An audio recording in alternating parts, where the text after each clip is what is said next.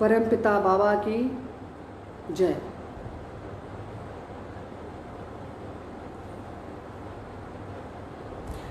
आज समाज में जो तथाकथित धर्म और धर्मवाद के झकोरे चल रहे हैं,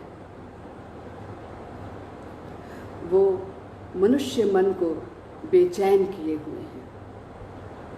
मनुष्य मन, मानव मन कुंठित हो रहा है। आज धार्मिक बनने की जो होड़ लगी है, कहीं न कहीं मनुष्य मन कुंठित हो रहा है, किंग और अंधेरा हुआ है। आज धार्मिक बनने की एक होड़ सी लगी हुई है। बड़ा पूंजीपति उतना बड़ा धार्मिक। प्रश्न यह उठता है, ऐसे में यह प्रश्न उठना लाजिमी है, स्वाभाविक है कि धार्मिक कौन है।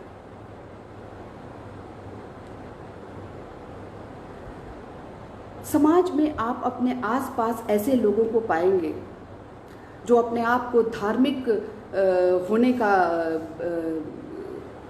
गर्व करते हैं, लेकिन वो पूजा भी करेंगे, अर्चना करेंगे, आडंबर और दिखावा करेंगे। क्यों? क्योंकि उन्हें परमात्मा से कुछ चाहिए होता है। उन्हें परमात्मा से प्रेम नहीं है, उन्हें उनसे कुछ चाहिए होता है।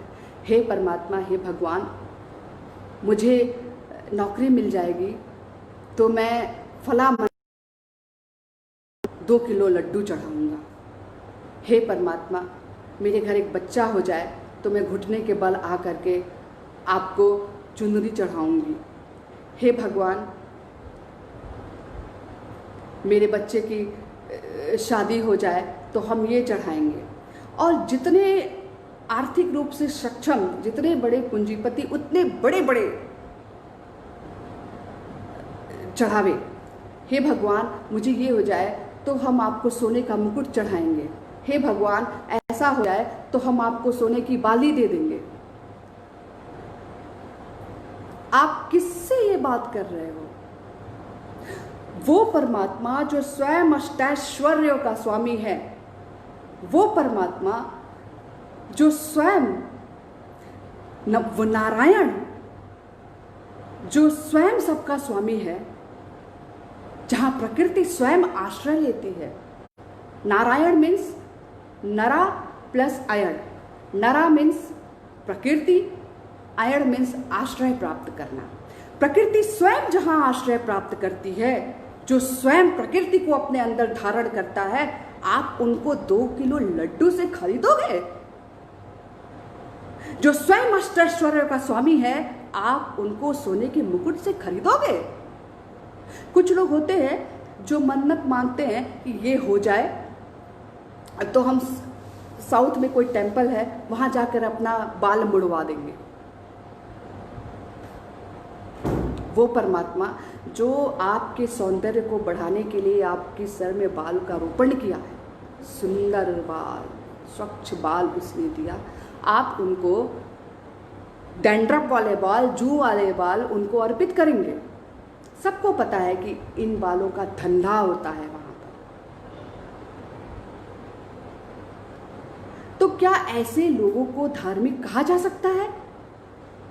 नहीं, ऐसे लोगों को व्यापारी कहा जा सकता है। ये सौदा करते हैं, ये सौदेबाजी करते हैं परमात्मा से। इन्हें परमात्मा से प्रेम नहीं है, इन्हें उस भगवान से प्रेम नहीं है। ये सौदा करते हैं उस परमात्मा के साथ कि परमात्मा तुम हमें कुछ दे दो, बदले में हम भी तुमको थोड़ा सा कुछ दे देंगे। क्या मजाक है, हास्यास्पद है, क्या विडंबना है कि जो स्वयं सबका मालिक है, जिसने इस सृष्टि को बनाया, स्वयं प्रकृति जिसमें वास करती है, आप उनको ये सब चीजें दें। क्यों? क्योंकि लोग समझ ही नहीं पाए उस परमात्मा को, वो महसूस ही नहीं करना चाहते उस परमात्मा के प्रेम को, ना ही उनसे प्रेम करना चाहते हैं। और जब उस परमात्मा से प्रेम ही नहीं करते तो धार्मिक कैसे? तुम सौदागर हो, तुम व्यापारी हो। आगे बढ़ते हैं। ऐसे भी लोग मिलेंगे जो बहुत कर्मकांड बड़े ही सीरियसली, बहुत ही सारे आडंबर कर्मकांड बड़ा ही फास्ट करेंगे, बहुत उससे बहुत कि कहीं छठी मैया कुपित ना हो जाए, कहीं वो भगवान नाराज ना हो जाए, कहीं वो कुछ नुकसान ना पहुंचा दे, कुछ ठीक ठाक हो। ऐसे लोगों की गलती नहीं होती है, उनके अंदर इस डर को बसाया जाता है। किसी भी कथा वगैरह में आप चले जाइए तो वहाँ पर जो कथावाचक है, जो कथा की जाती है, उसमें सिर्फ एक ही सार तत्व है कि अगर आप इस कथा का पाठ करेंगे, आप इस कथा को करेंगे, इतना चढ़ावा चढ़ा के कथा करेंगे तो आप धन धान्य से परिपूर्ण रहेंगे, आपका पति लंबी उम्र पाएगा, आपकी पत्नी स्वस्थ रहेगी, आपके बच्चे आगे बढ़ेंगे। लेकिन अगर ये कथा नहीं किया, ये पाठ नहीं किया, इस भगवान को याद नहीं किया, तो आपका पति मर जाएगा, आपकी पत्नी मर जाएगी, आप कंगाल हो जाओगे। तो लोग डर से ये सब करते हैं। ऐसे लोगों को भी धार्मिक नहीं कहा जा सकता। ऐसे लोगों को धर्मभीरु कहते हैं। ये लोग गॉड लविंग लोग नहीं हैं, ये गॉड फियरिंग लोग हैं। ये परमात्मा से प्रेम नहीं करते, ये डरते हैं। डर किस बात का? कि मेरा कुछ भौतिक स्तर पे मेरा कुछ नुकसान ना हो जाए। इन्हें परमात्मा से प्रेम नहीं है। ये नुकसान की वजह से जो थोड़ा बहुत कर्मकांड और करते हैं, वो सिर्फ इसलिए कि हमारा नुकसान ना हो। ये भी परमात्मा से प्रेम नहीं करते, इन्हें भी धार्मिक नहीं कहा जा सकता। परमात्मा जो स्वयं करुणामय है, स्वयं आनंदमय है, वो डरने की चीज नहीं है, वो मोहब्बत, वो प्यार करने की चीज है। उन्हें प्रेम करना है, वो हमें प्रेम करते हैं। कोई भी पिता अपने बच्चों का नुकसान नहीं करता। बच्चा अगर गलती करता है तो 2 थप्पड़ लगाता है ताकि वो सही रास्ते पर चल सके। लेकिन गोद में बिठा उस परमात्मा का है। उस परमात्मा ने ये संपूर्ण क्रिएशन, ये विश्व ब्रह्मांड, उस परमात्मा, उस आनंद घन चैतन्य सत्ता का स्थूल विकास पदार्थ रूप में है।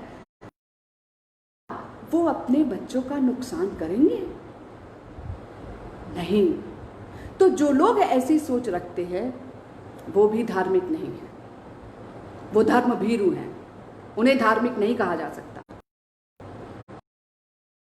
हैं ऐसे लोग जो परमात्मा को प्रसन्न करने के लिए आपको मिलेंगे। ऐसे लोग परमात्मा को प्रसन्न करने के लिए बहुत कुछ करते हैं।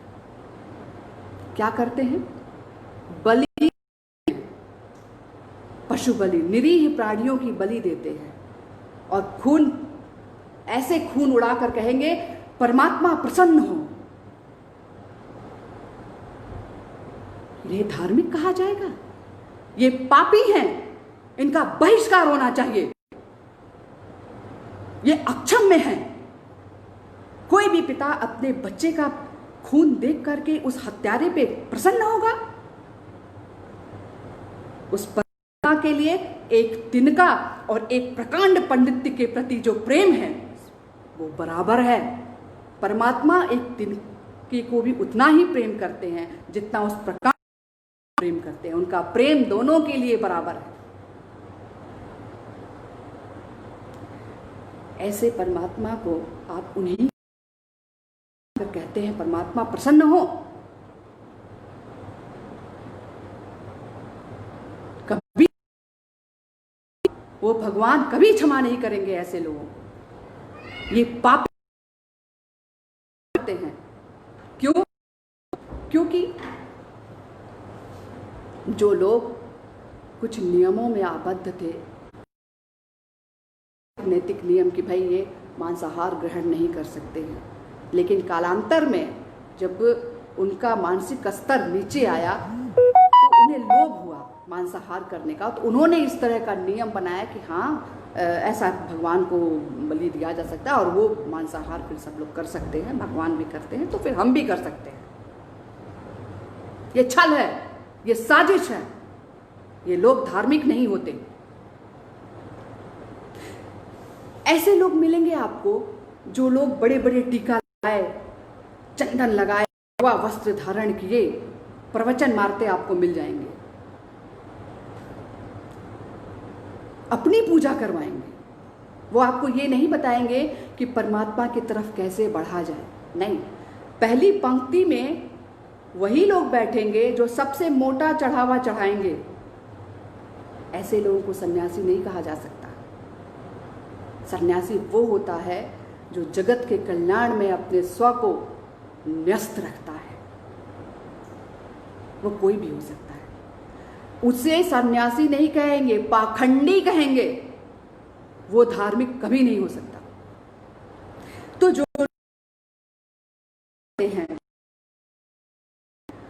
जो लोग परमात्मा से डरते हैं, मोहब्बत नहीं करते, जो लोग पाप कर्म करते हैं, परमात्मा को दुखी करते हैं, उनके ही बच्चों की बलि दे करके दुखी करते हैं,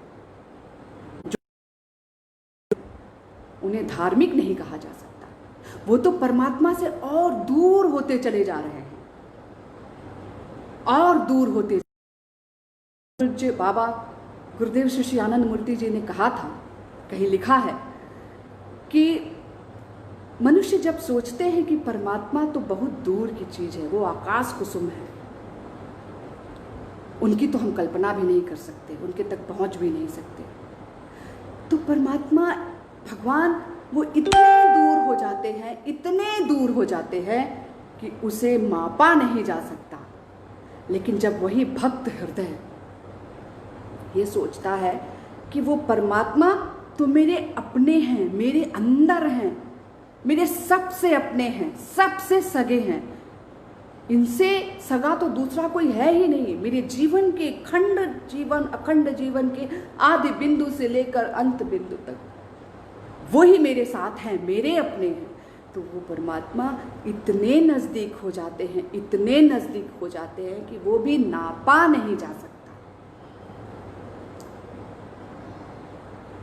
लेकिन ये जो आजकल चल रहा है, जो धार्मिक बनने की होड़ लगी है, जो सौदेबाजी होती है, जो लोग धर्म भीरु होते हैं, जो पापी करते हैं, जो पाखंडी हैं, ये परमात्मा से प्रेम नहीं करते। इन्हें पता है वो बहुत दूर की चीज है, वो थोड़ी ना देखने आ रहे हैं ये सब, तो खुद ही भगवान बनकर बैठ जाते हैं।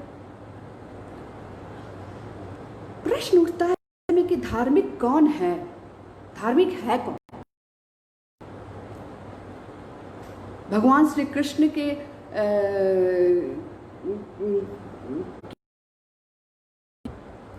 जब जब धर्म की हानि होती है मुझे आना पड़ता है, यदा यदा हि धर्मस्य ग्लानिर्भवति भारत। तो होती है मतलब मानव मन कुंठित होता है,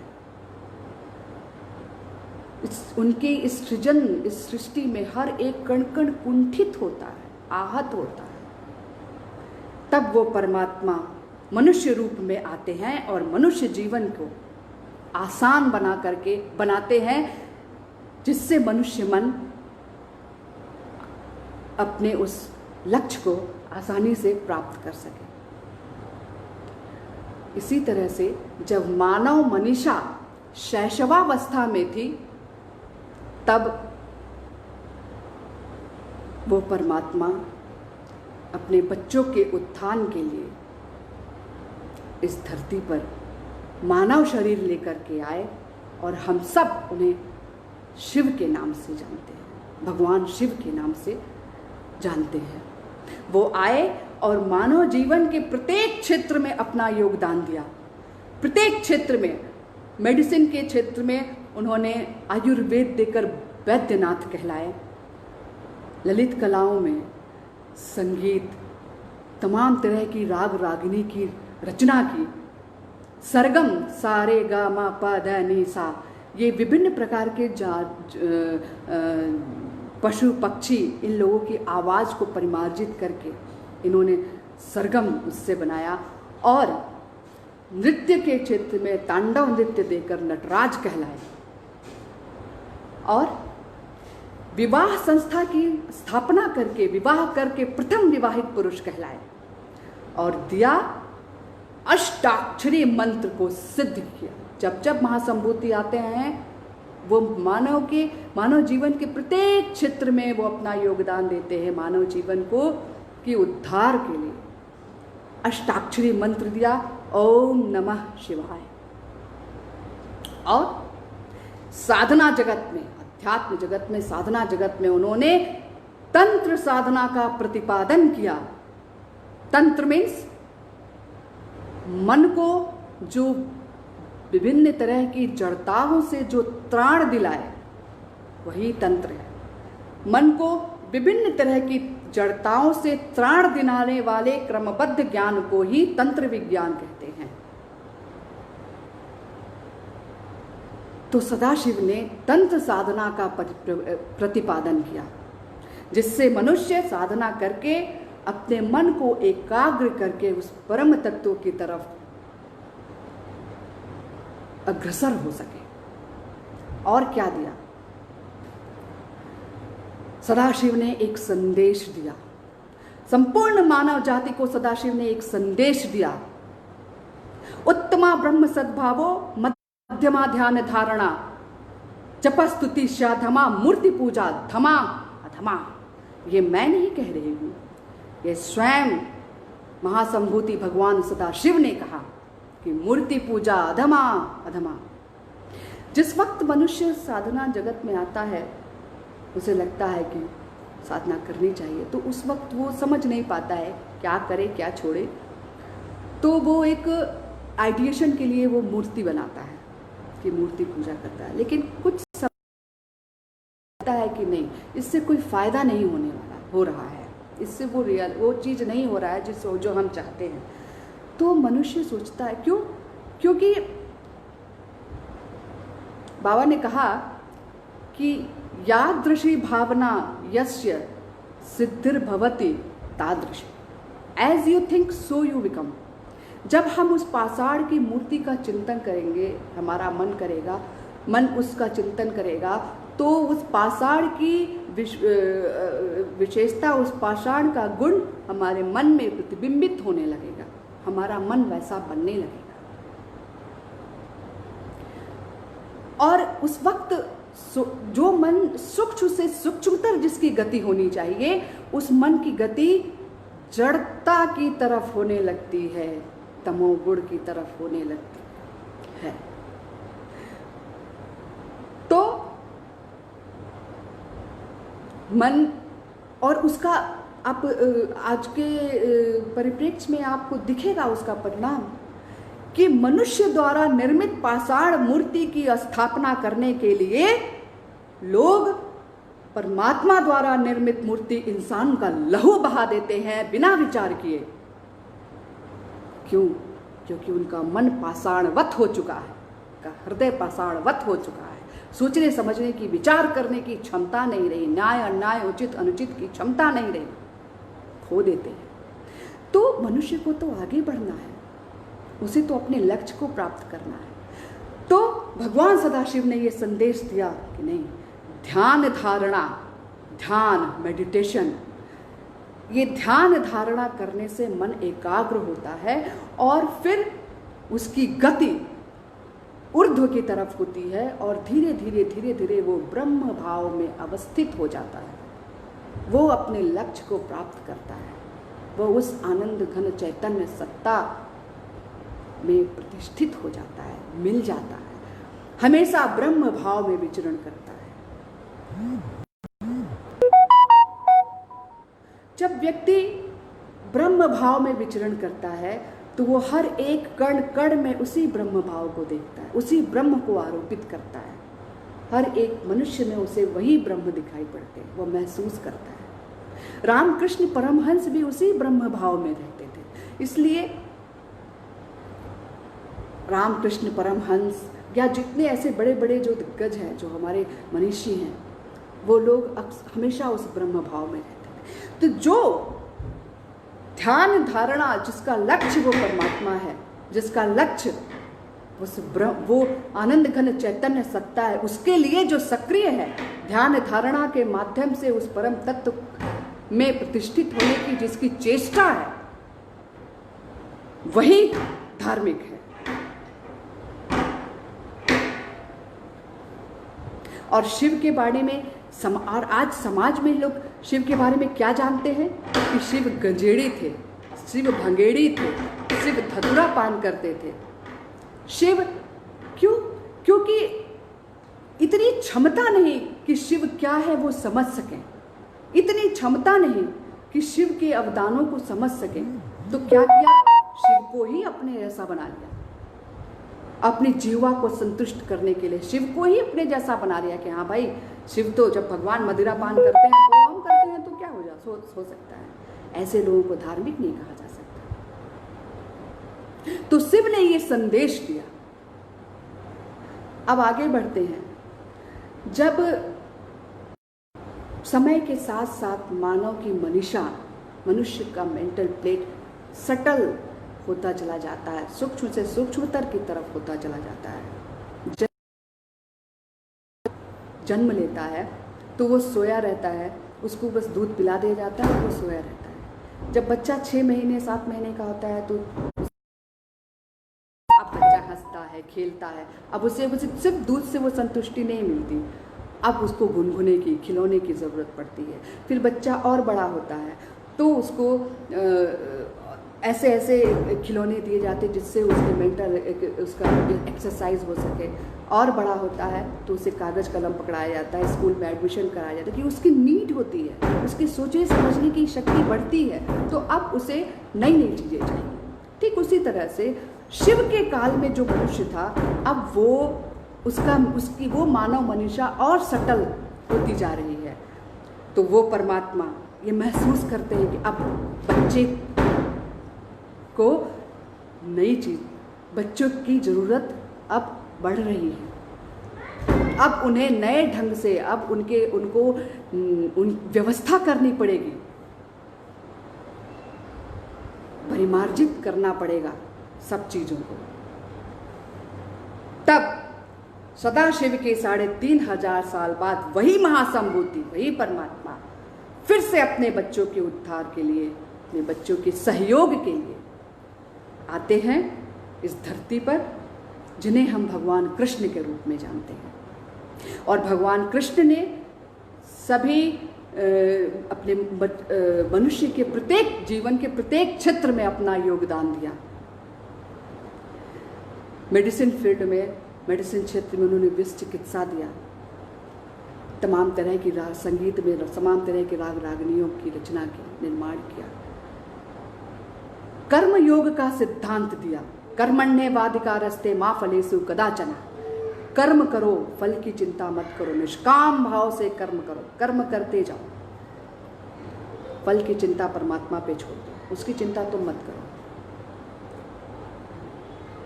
और महाभारत रचकर दिखा दिया कि सत्य के लिए संघर्ष करो, असत्य पर सत्य की विजय होती ही है।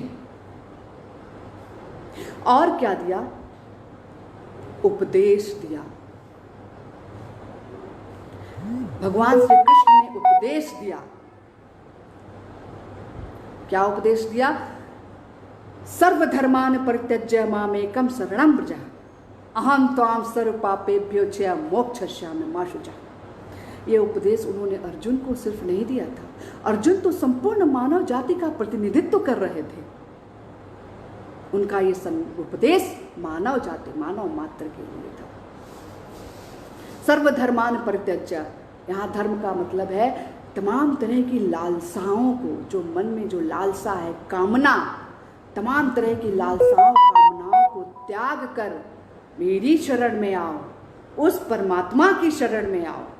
मैं तुम्हारे सारे पापों का नाश करके तुम्हें मोक्ष प्रदान करूंगा, तुम्हें इस योग्य बना दूंगा कि तुम उस परम तत्व में प्रतिष्ठित हो सके, उस आनंद को चैतन्य सत्ता में लीन हो सके। तो जो अपने सर्वस्व को त्याग कर, सर्वस्व को समर्पित करके, अपने स्व को समर्पित करके, अपने तमाम कामनाओं और लालसाओं को परमात्मा को समर्पित कर उनकी तरफ बढ़ता है, वही धार्मिक है।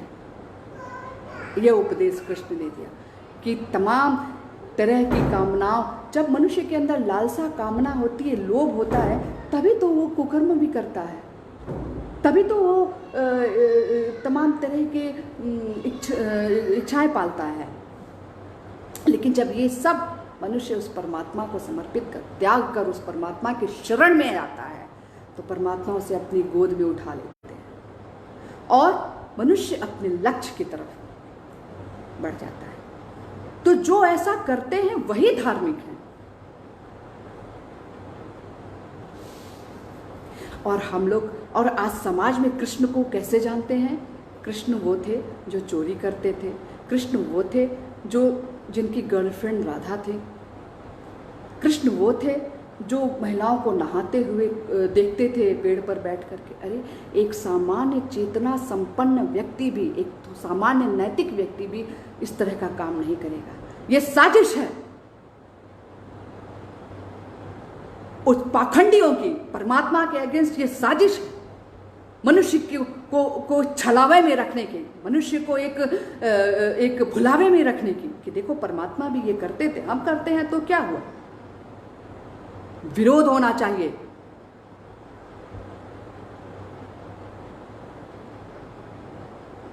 फिर आगे बढ़ते हैं। अब मानव मनीषा और सटल हो रही है, मानव मनीषा और सूक्ष्म से सूक्ष्मतर हो रही है। मानव, आज मनुष्य तमाम तरह के अनुसंधान कर रहा है, तमाम तरह के टेक्नोलॉजी में बहुत आगे बढ़ रहा है, विज्ञान बहुत आगे बढ़ रहा है, बहुत कुछ। अब मनुष्य मन को घुनघुने से काम नहीं चलेगा, अब मनुष्य मन को खिलौने से काम नहीं चलेगा, अब मनुष्य मन को नहीं, जिससे वो अपने मन को और आगे ले जाए। तब आते हैं भगवान श्री श्री आनंद मूर्ति, इस धरती पर आकर सुशोभित, इस धरती को ऋणी कर दिया, अपने बच्चों को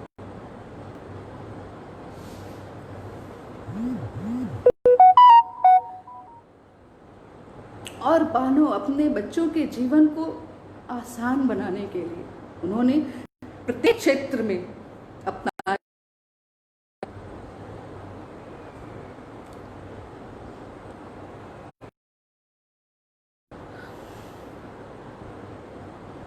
ललित कला, सारे राग रागिनियों की रचना की और बहुत राग रागिनियों को पुनर्जीवन, प्रभात संगीत दिया। और नृत्य क्षेत्र में तांडव नृत्य और कौशिकी नृत्य विलुप्त हो चुके थे, उसको उसी तांडव नृत्य और कौशिकी नृत्य दिया। तांडव नृत्य पुरुषों के लिए और कौशिकी पुरुष और महिला दोनों। सामाजिक आर्थिक दर्शन प्रौढ़ दिया, प्रगति और अष्टाक्षरी मंत्र सिद्ध करके दिया। बलम, बाबा शब्द बप्रधा, इसका मतलब है बिलवेड, प्रिय प्रिय। इसीलिए जब हम घर का छोटा बच्चा सबसे होता है तो प्यार से हम उसको भी बाबा कहते हैं। उसके ग्रैंडफादर भी बहुत प्रिय होते थे तो उनको भी वो बाबा ही कहता है। तो एक भक्त के लिए सबसे प्राण प्रिय, सबसे ज्यादा प्रिय प्यारे कौन है? वो भगवान है। सबसे ज्यादा प्रिय वो भगवान है, तो वो परमात्मा है। तो भक्त उनको बाबा के नाम से बुलाते हैं। इस संसार में सिर्फ उन्हीं का नाम है, वही शाश्वत सत्य है, केवल वही है, बाबा नाम केवल। ये आनंद मूर्ति जी ने इस अष्टाक्षरी मंत्र को सिद्ध करके मानव जीवन, मनुष्य अपने भक्तों को दिया, जिससे वह अपने जो उस आराध्य है अपने परमात्मा को वो उनकी भजना करें। और इससे भक्त ही प्रसन्न नहीं होते, ये कीर्तन करने से भगवान भी प्रसन्न होते हैं, क्योंकि भगवान के लिए भी तो भक्ति ही प्यारा होता है ना। भगवान के लिए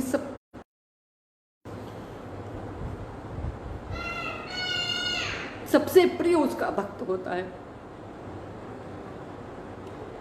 तो आनंद मूर्ति जी ने और साधना जगत में जो शिव ने तंत्र साधना थी उसको आज की मनीषा के अनुसार, आज की